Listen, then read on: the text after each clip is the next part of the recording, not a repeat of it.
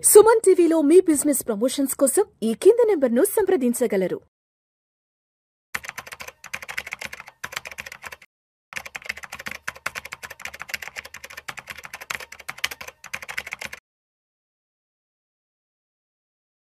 నమస్తే, welcome to Vishnu talks. నేను విష్ణు. ప్రస్తుతం నాతో పాటు certified financial planner and certified wealth manager Madhavi Reddy గారు ఉన్నారు. మేడం గారితో మాట్లాడదాం.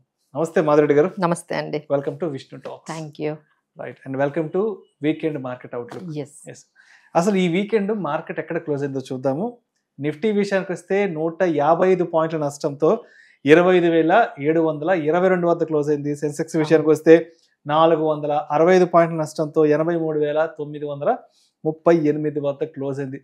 ఆల్మోస్ట్ లాస్ట్ 1 మంత్ నుంచి మార్కెట్ లో అయితే మొత్తం చాలా మంచి పాజిటివ్ ర్యాలీ నడుస్తుంది. నిఫ్టీ కూడా చాలా సార్లు ఈ మధ్య కాలంలో 26,000 టచ్ అయింది కూడా.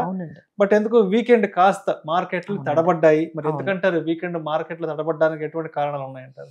సో మీరు చెప్పింది అబ్సల్యూట్లీ కరెక్ట్ అండి. ఫస్ట్ అంటే లాస్ట్ వీక్ స్టార్ట్ అవ్వడమే మనం కొంచెం పాజిటివ్ గా స్టార్ట్ అయింది. అంటే ఫస్ట్ 2 డేస్ బాగానే అనిపించింది సార్. బట్ లాస్ట్ 2 డేస్ అయితే బాగా మార్కెట్స్ లాస్ట్ 2 డేస్ నుంచి వీక్ గానే మనకు కనిపిస్తున్నాయి. దానికి మేజర్ ఒక డేటా నేను తీసుకొచ్చాను. ఎఫ్ఐఐస్ అండి. FIIs turn into negative. ఒక్కసారిగా నెగిటివ్ గా వెళ్ళిపోయారండి. సో మనము లాస్ట్ 5 డేస్ మనం 27th మనం చూసుకున్నట్లయితే దే ఆర్ సెల్లర్స్. 28th ఒక్క రోజే వాళ్ళు 10,000 బై చేశారు. అందుకనే ఆ రోజు కొంచెం మార్కెట్స్ మీరు అన్నట్టుగా 26,100 కూడా వెళ్ళాయి ఆ రోజు. ఎందుకంటే ఆ రోజు ఎఫ్ఐఐస్ బాగా టర్న్అవుట్ అయ్యారు బయర్స్ కింద. మళ్ళీ ఆ తర్వాత మనం 29th చూసుకుంటే 2,540 crores సెల్ చేశారు.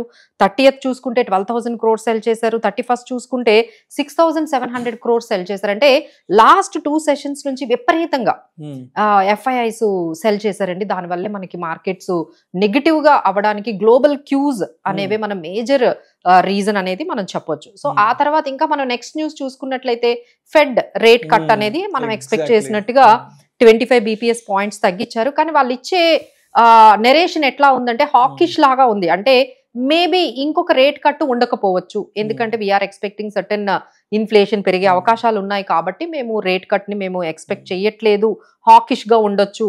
సో యాక్చువల్ గా ఏమనుకున్నామంటే ఈ 25 ఎండ్ కి అంటే ఇంకా డిసెంబర్ లో ఇంకొక రేట్ కట్ ఉంటుంది అనే ఎక్స్పెక్టేషన్ ఉంది. బట్ దానికి బ్రేక్ పడేటట్టుగా కనిపిస్తుంది.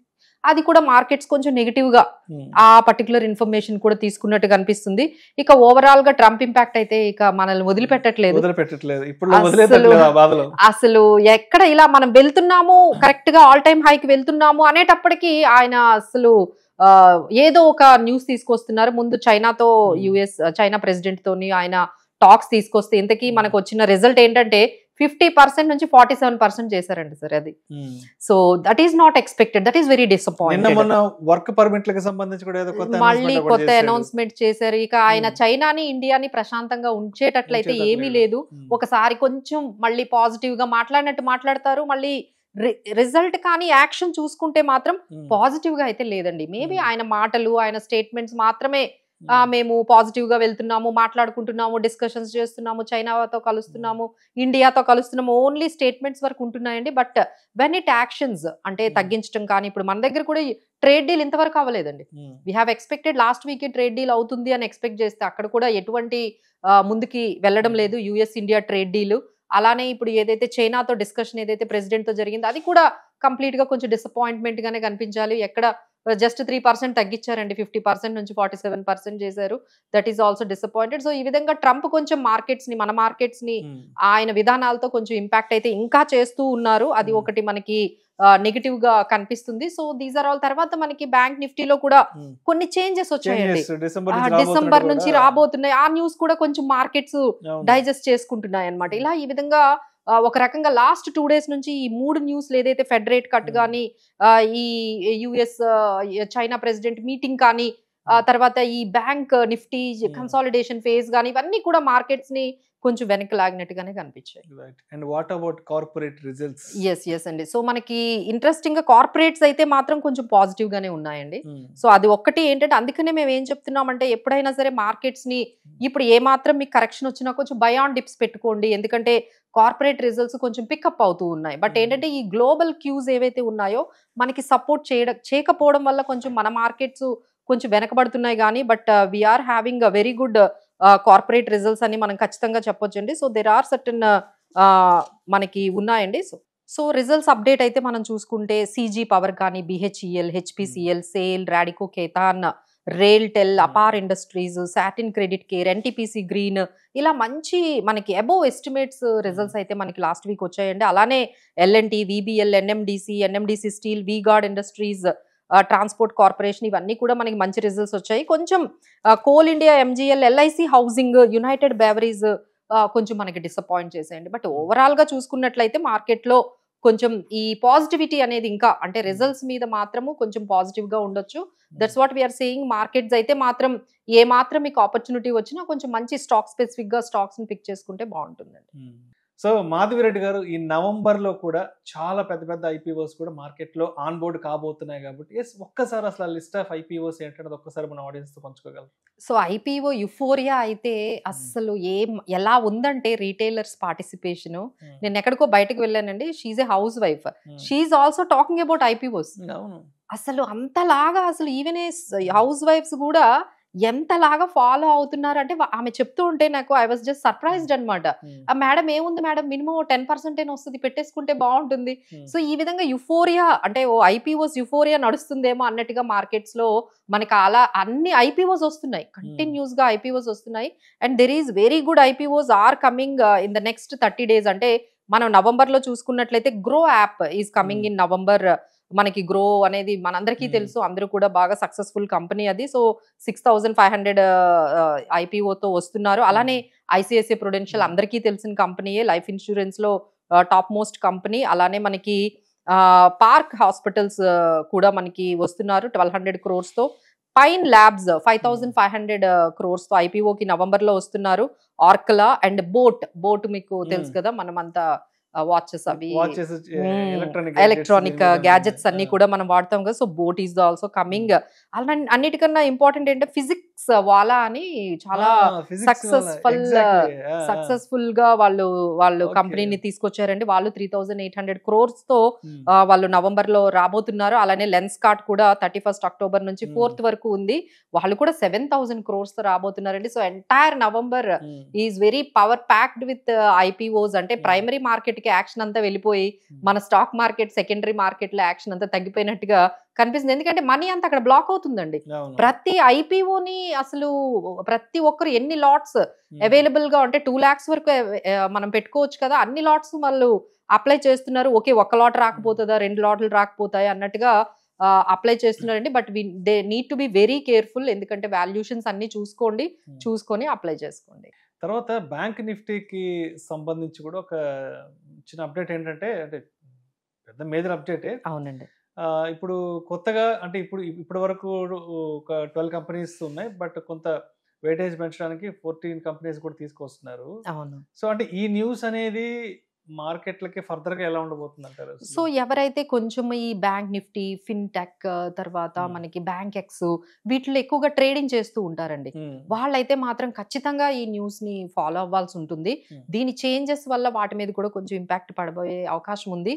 వాళ్ళు ఈ మొత్తం చేంజెస్ ఏదైతే ఈ బ్యాంక్ ఇండెక్స్ ఉన్న ఈ స్టాక్స్ ఏవైతే ఉన్నాయో వాటిని రీజిక్ చేస్తున్నారు, వాటిని కొంచెం మారుస్తున్నారు, కొంచెం వెయిటేజెస్ మీరు అన్నట్టుగా వెయిటేజెస్ ని కొన్ని చేంజ్ చేస్తూ ఉన్నారు. సో దానివల్ల ఏమవుతుందంటే కొన్ని కొత్త బ్యాంక్స్ ఎంట్రీ అవుతుంటాయి, కొన్ని ఆల్రెడీ ఎగ్జిస్టింగ్ బ్యాంక్స్ అయిన SBI, ICICI అలాంటి కంపెనీస్ యొక్క వెయిటేజ్ తగ్గబోతుంది. సో ఓవరాల్ గా వాళ్ళు ఏం చేస్తున్నారంటే ఈ నిఫ్టీతో సంబంధం లేకుండా దాన్ని కొంచెం కొరిలేట్, బ్యాంక్స్ తో మాత్రమే కొరిలేట్ అయ్యేటట్టుగా వాళ్ళు ప్లాన్ చేశారండి. సో ఎక్కువగా దాని మీదే మేజర్ గా కాన్సన్ట్రేట్ చేశారు. సో దీనివల్ల అయితే మనకి ముందు ఎవరైతే ఈ బ్యాంక్ ఇండెక్స్ లో కానీ వీటిల్లో ఇన్వెస్ట్ చేస్తారో వాళ్ళు గమనించాల్సింది ఏంటంటే, ఇప్పుడు ఆ నంబర్ ఆఫ్ ఏవైతే బ్యాంక్స్ ఉన్నాయో ఆ ఇండెక్స్ లో వాటిల్లో చేంజెస్ రాబోతున్నాయి. అది డిసెంబర్ నుండి స్టార్ట్ అవుతుంది. అది ఒక్కసారే కాకుండా ఒక 4 sets లోని వాళ్ళు కంప్లీట్ చేయబోతున్నారు. Maybe that will complete in 2026 లో ఈ మొత్తం అంతా కూడా ఈ బ్యాంక్ ఇండెక్స్ లో ఉన్న మార్పులన్నీ కూడా వాళ్ళు నెమ్మదిగా ఇంప్లిమెంట్ చేయబోతున్నారు. సో అందరూ కూడా ఎవరైతే ఈ బ్యాంక్ ETFs లో పెడుతున్నారో లేకపోతే ఈ బ్యాంక్ ఇండెక్స్ లో వాళ్ళు ట్రేడింగ్ చేస్తున్నారో వాళ్ళందరూ కొంచెం దీన్ని అయితే గమనించాలండి. Definitely. And one more thing ఏంటంటే మార్కెట్స్ అయితే బాగా పాజిటివ్ ర్యాలీకి వచ్చేసేసాయి అవును. ప్రస్తుతానికి. అంటే మనకి ఇంటర్నేషనల్ గా ఉన్నటువంటి పెద్ద పెద్ద డిస్టర్బెన్సెస్ ఆల్మోస్ట్ పెద్ద పెద్ద సైడ్ అయిపోయి ఏదో ట్రంప్ అప్పుడప్పుడు కొంచెం నోటుకు వచ్చినట్టు ఏదో మాట్లాడుతున్నాడు తప్ప తర్వాత అంటే మనకి నేషనల్ లెవెల్లో లోకల్ గా కూడా అంటే మార్కెట్ లోని నష్టపరిచే అంశాలు కూడా అన్ని డైజెస్ట్ అయిపోయి డిస్కౌంట్ అన్ని పక్కకి వెళ్ళిపోయినాయి. సో అండ్ ఇంకొకటి ఏంటంటే మాన్సూన్ కూడా ఈ సంవత్సరం చాలా పుష్కలంగా మాన్సూన్ కూడా ఉంది కాబట్టి సో అంటే ఇప్పటి నుంచి ఒక 1 year కి మనం మన రాడార్లో లాంగ్ టర్మ్ స్టాక్స్ ఏదైనా పెట్టుకోవాలంటే so what are the favourable sectors now? So ఇక్కడ అంతా కూడా news based, stock based specific గా ఉండాలండి. అంటే మనము కంప్లీట్ గా ఒక సెక్టార్, ఆ సెక్టార్ లో ఇంపార్టెంట్ ఏం జరుగుతుంది, ఆ సెక్టార్ లో ఎలాంటి స్టాక్స్ తీసుకోవాలి అనేది మాత్రం చాలా జాగ్రత్తగా మనం ఉండాల్సి వచ్చిందండి. సో ఒకటి ఏంటంటే పెద్ద న్యూస్ ఏంటంటే గవర్నమెంట్ ఏం చేసిందంటే ఈ పిఎస్యు బ్యాంక్స్ ఏదైతే ఉన్నాయో వాటి మీద అంటే ఏదైతే ఈ ఎఫ్ఐఐస్ మనకి ఎఫ్డిఐ లిమిట్ ఉంటుంది, ఆ ఎఫ్డిఐ లిమిట్ పిఎస్యు బ్యాంక్స్ కి అప్పుడు మనకి ఏంటంటే 20% వరకు లిమిట్ ఉండేదండి. అంతకన్నా ఎక్కువ పెట్టకూడదు ఈ గవర్నమెంట్ బేస్డ్ పిఎస్యూస్ లో, బ్యాంక్స్ లో ఎస్పెషల్లీ. ఆ లిమిట్ ని తీసేసి దాన్ని 49% చేశారండి. సో దీని వల్ల డెఫినెట్లీ పిఎస్యు బ్యాంక్స్ కి అయితే మంచి ర్యాలీ ఆల్రెడీ స్టార్ట్ అయింది. మనం పిఎస్యు బ్యాంక్స్ లో మంచి స్టాక్స్ అనేవి పికప్ అవుతున్నాయి, వాటి ఫైనాన్షియల్స్ కూడా క్లీన్ గా ఉన్నాయి. అలానే ఎఫ్డిఐ లిమిట్ కూడా 20% నుంచి 49% చేశారు కాబట్టి they can look out as a positive sector. PSU banks ని కొంచెం సెలెక్టివ్ గా వాళ్ళు కెనరా బ్యాంక్ కానీ లేకపోతే there is bank of Baroda ఇలాంటి కొన్ని కంపెనీస్ ని వాళ్ళు ఈ పిఎస్యు బ్యాంక్స్ కి సంబంధించి పాజిటివ్ గా తీసుకోవచ్చండి. అలానే there are some stocks like కొంచెం స్టీల్, టాటా స్టీల్ కానీ, సేల్, ఐఏఎఫ్ఎల్ ఫైనాన్స్, అలానే కొన్ని రిజల్ట్స్ బాగా ఉన్న కంపెనీస్ ని BHEL, Canara bank, NBCC, oil India, Divi's lab, GMR airport, BPCL, AB capital, ఇలా అంటే డిఫరెంట్ సెక్టార్స్ నుంచి డిఫరెంట్ స్టాక్స్ ని వాటి న్యూస్ బేస్డ్ అండ్ వాటికి ఇచ్చిన ఈ ఫైనాన్షియల్స్ ఎలా ఉన్నాయి, వాటికి వచ్చిన కార్పొరేట్ రిజల్ట్స్ బట్టి మనం BEL is also given very good results అండి. బిఈఎల్ మనకి డిఫెన్స్ లో, సో అది కూడా మనకి లాంగ్ టర్మ్ లో పాజిటివ్ గా మనము దాన్ని తీసుకోవచ్చు అండి. రైట్. సో అంటే మొత్తానికి ఈ వీకెండ్ అంతా జరిగిన అంశాలు మరి మండేకి మార్కెట్ ని ఎలా ఇంపాక్ట్ చేసే అవకాశం ఉందంటారు?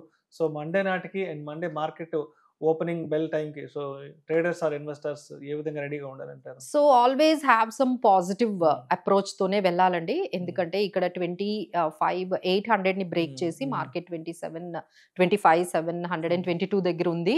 బట్ ఏ మాత్రం మీకు ఆపర్చునిటీ వచ్చినా you can buy on dips లాగే మనం మెయింటైన్ చేయాలి. ఎందుకంటే there is a like chances to, ఎందుకంటే ఇప్పటికీ చాలా సార్లు అటెంప్ట్ చేసిందండి. 26,000 ని మనకి క్లెయిమ్ చేసాము, 26,100 కూడా క్లెయిమ్ చేసాం. బికాస్ ఆఫ్ గ్లోబల్ న్యూస్ వల్లే మనం కొంచెం వెనకబడ్డాము. But any time that can break, any time we can go beyond మనకి 26,200 అయితే బ్రేక్ చేసి ఇంకా పైకి వెళ్ళే అవకాశాలే ఎక్కువగా కనపడుతున్నాయి. సో ఆ టైం ఎప్పుడు వస్తుంది అనేది అంటే గ్లోబల్ క్యూస్ కానీ మనకి ఏ మాత్రం కొంచెం సపోర్ట్ చేసినా వీ క్యాన్ మేక్ ఇట్ అండి. బట్ ఆ రోజు ఏ వీక్ వస్తుంది అనేది మనం ఖచ్చితంగా చెప్పలేకపోతున్నాం, ఎందుకంటే things are very very volatile from the global cues నుంచి అయితే. But all we have suggesting that be positive and be upside for the Indian markets అనే మనం చెప్తూ ఉన్నాము. సో మనం రేంజ్ చూసుకున్నట్లయితే 25,600 నుంచి మనకి 26,300 వరకు ఈ రేంజ్ ని మనము మెయింటైన్ చేసుకుంటూ వెళ్ళాలండి. సో మార్కెట్స్ ఎప్పుడైతే 25,900, 25,800 అబోవ్ ఉంటాయో there is a lot of chances again మళ్ళీ ట్రై చేస్తూ ఉంది markets. So again it might next week మళ్ళీ ఇంకో try, definitely we can see around 26,200 వరకు కూడా వెళ్ళే chances with the support level of 25,800, 25,600. Thank you so much Madhavi గారు.